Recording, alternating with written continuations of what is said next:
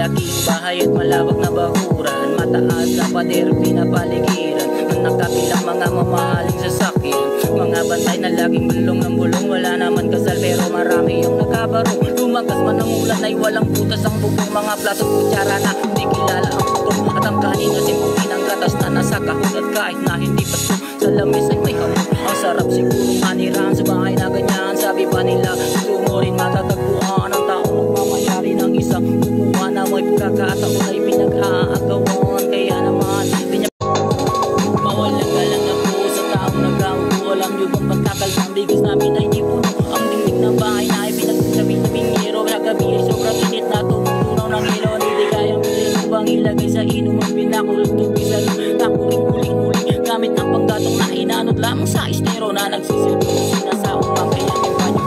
Hinginay naman kayaman ang isang kaldero na nagagamit lang pag ang aking ama ay sweldo. Kulang na kulang pa rin, ulam na tuyo